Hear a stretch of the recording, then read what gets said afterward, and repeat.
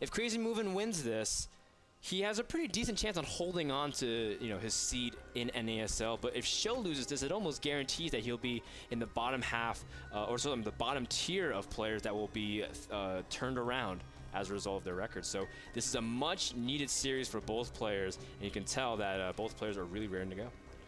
Of course, and let's go into predictions really quickly. As okay, yeah, I mean, you kind of this is important because we've been keeping tally of our scores. I'm actually gonna go with Sjow with this. Okay. I think Sjow is really good under pressure, and this is a very pressure situation, very big pressure situation. And on top of that, I think his TVZ is really good, as he did take out Demaga as his only win. That's pretty impressive. Yeah. He did take a game off Dark Force early in the season, but yeah, hasn't really been able to seal the deal against a lot of Zergs. But even then, while he was playing Demaga, he was on a huge Zerg kill streak back when he was playing in DreamHack Stockholm, where he played a bunch of Zergs. So I can understand your confidence in Sjow. But I'm going to pick CrazyMoving because I think he's got also what it takes to do really well. And to be honest, I know CrazyMoving since the Playham days when I was casting over there. I know CrazyMoving is a guy who hasn't exactly had the time to practice. He's a full-time student, and he hasn't really been able to dedicate himself to StarCraft 2. But now that school season should be coming to a close over in Korea, CrazyMoving, I feel like if he can start piecing together everything, he can be really scary in the upcoming months. I'm just going to root for him. So there you go. I'm not going to say what score, though. How does that make you feel, Andre? I feel nothing inside. All right. Well, that's enough about our predictions and thoughts of the match. We have CrazyMoving going for pretty standard things. You can see him going for that hatchery first and pool. Sjow going to open up barracks and gas, but he's not walling off. Normally we see a lot of terrors, especially on things like Shattered Temple, love reactor at Hellions, but Sjow changing up at least the building positioning in the beginning. You can definitely still go for a reactor Hellion at this point, but he's doing this delayed gas where you slowly get your gas, and then once you are capable of making this command zone, you put all three on it, and then you're able to get your factory and your reactor pretty efficiently. And what it basically says is, I'm trying to get my command zone a little bit later, but my tech a little bit earlier. That way I have relevance with it. Look at that, he's actually doing it before the second depot. That's how fast this command center is. I like this build overall. It has very little weaknesses, I think, and it hits, or you can switch out the barracks in the factory right as Zerglings normally get to your doorstep. So it is a pretty good build.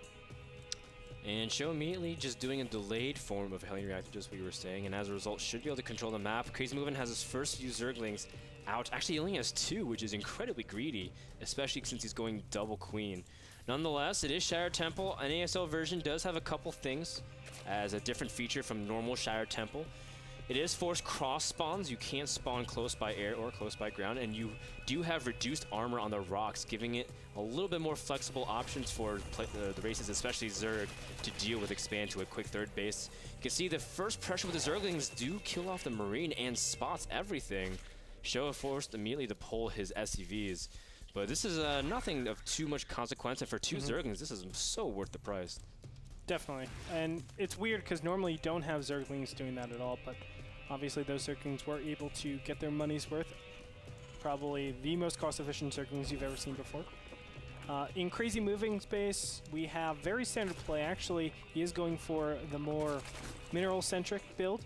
As you can see just now, adding on 3 more extractors. Now, 3 more extractors is a little interesting. Normally, it's 2 at the start, and then you jump up again into another 2.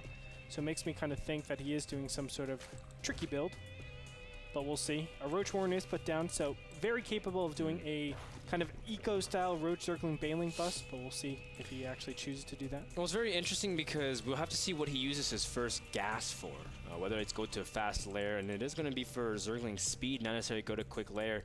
But we see that Sjow is going to have a very good time against that, especially since he has 2 factories completed, which gives him a lot of ability to pump out Hellions, especially with 2 reactors.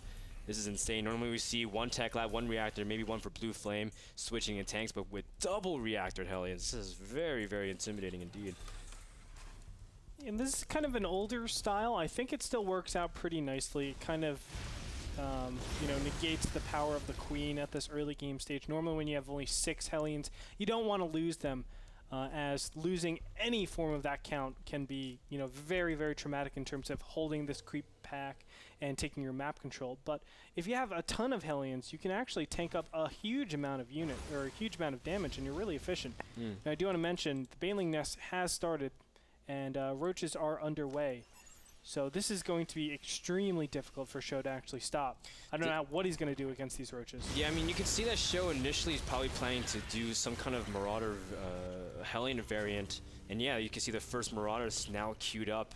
But Sjow doesn't have a lot of time to deal with these roaches. And CrazyMoving knows that roaches early on, especially against Hellion Reactor, this delayed is fantastic because Sjow has not been able to muster up a large force to deal with just the raw density of roaches.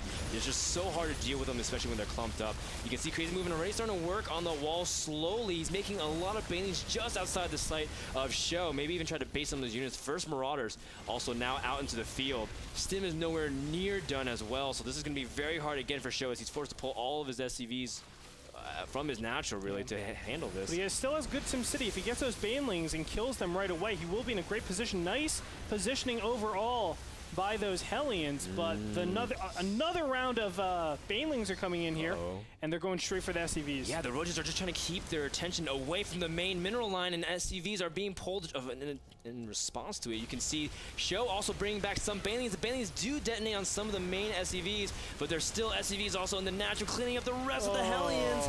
And with that explosion, the remaining fringes of hope from Sjow, as you can see, 28 supply to 68. CrazyMoving with a very well executed Roachling attack with Baneling support. And you can see, there it is, GG. CrazyMoving takes game number 1 after a very well executed 2-base timing.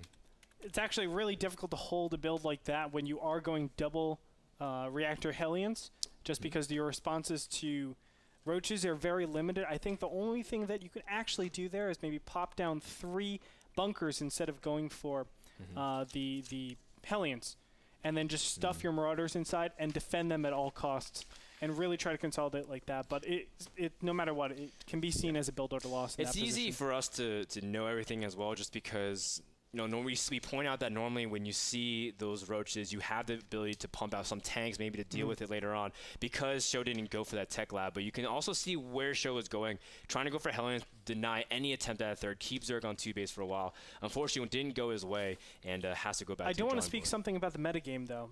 It's, I think, a little bit sillier to go Hellions on that map in particular, because the heart is a lot harder to take. So you know your opponent has like more, a higher percentage of actually doing a 2-base all-in, because they are kind of relegated to a 2-base. They're like, oh, we're here anyways, might as well just do it. Exactly. That's why we see like Zergling and Fester on that map.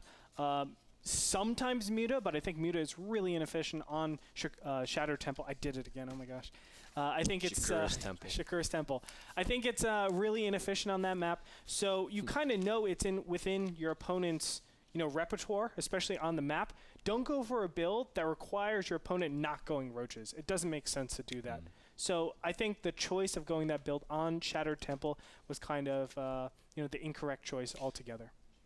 So we see CrazyMoving goes up 1-0. Can he be able to secure the win and move up in division, secure his spot for Season 4, or Sjow make the comeback? Want to thank Epson for that wonderful game on Shattered Temple. Find out what's the next map and the next game right after this.